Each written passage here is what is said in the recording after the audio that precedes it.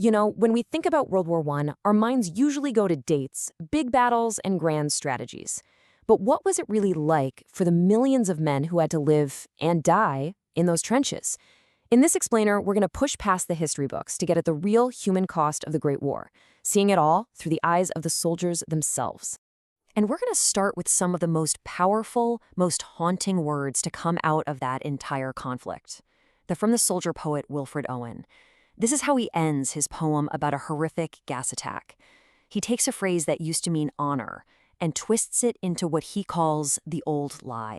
So what does it mean? Well, it's Latin, from the ancient poet Horace. It is sweet and fitting to die for one's country. For centuries, that was the ideal, right? The noble sacrifice. But for Owen and millions of guys just like him, the sheer industrial slaughter of World War I ripped that idea to shreds, exposing it as a terrible old lie. And that's exactly why the art and the writing that came out of the trenches was so much more than just war reporting. It was a protest, a powerful collective challenge to the whole idea of glorifying war. And they used the grim, bloody reality of the front lines as their evidence. So to really understand that protest, we have to understand the world that forged it. Let's step into the physical reality where these soldiers lived and fought and died. The trenches of the Western Front. The scale of this thing is it's almost impossible to wrap your head around. A massive, zigzagging scar carved across Europe, stretching for nearly 800 kilometers. This wasn't just some temporary battlefield. For millions of men, this became their entire world. A world that was supposed to protect them, but was filled with its own special kind of horrors. Let's just try to paint a picture of what it was like using accounts from people who were there. One journalist at the Battle of the Somme described the water in the trenches not just as muddy water, but as being alive with a multitude of swimming frogs. Just a constant, slimy soup. And it didn't stop there. Imagine this constant, crawling life all around you. Red slugs sliming up the wet trench walls, weird beetles in the places you tried to sleep. This wasn't just dirty, it felt like the natural order of things had completely broken down. And then, on top of all the mud and the creatures, was the sanitation, or lack of it. Lice were just a fact of life. Rats were everywhere. And the smell and even the sight of the dead became an unavoidable, constant part of your day-to-day existence. So, this environment, it wasn't just something the soldiers were in. It was something that was actively attacking them. Let's take a look at the direct physical price that this relentless, awful world exacted on their bodies. You've probably heard of one of the most infamous sicknesses of the war, trench foot. It came from standing for days on end in cold, disgusting water, and it would literally cause a soldier's feet to start rotting away. Just listen to Sergeant Harry Roberts, who went through it. He described the first stage. I mean, can you imagine your feet swelling up so much, going so numb, so completely dead, that you could literally stab them with a bayonet and not even feel it? But here's the kicker, the really twisted part. Roberts says that if you were lucky and didn't have to have your feet amputated, that's when the indescribable agony began. The lucky outcome was screaming in pain. That was the absolute best you could hope for. Okay, so you've got disease, you've got snipers, you've got these massive attacks.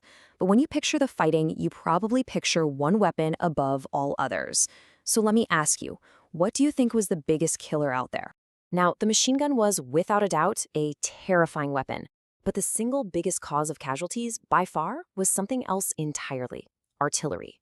That constant, impersonal, random threat of a shell landing right in your lap at any second. That was the deadliest reality of the war. And that constant threat of just sudden, random death, it didn't just shred bodies, it shredded minds. So now we're going to shift from the wounds you can see to the invisible trauma, the war that was fought inside their heads. This quote from the writer Robert Graves is, "It's just stunning. Things were so unbearable that the experienced soldiers, the old hands, they didn't dream about victory or being heroes. They dreamed of getting a cushy one, a serious wound, something bad enough that they would finally be sent home." And this tragic little story from Graves just captures that desperation perfectly. A soldier, completely fed up, intentionally sticks his hand up over the trench and gets shot, losing 3 fingers. And he's thrilled. He's shouting, "I'm off to Bonnie, Scotland." But in that moment of pure relief, on his way to what he thinks is safety, he gets careless and a sniper kills him. The irony is it's devastating.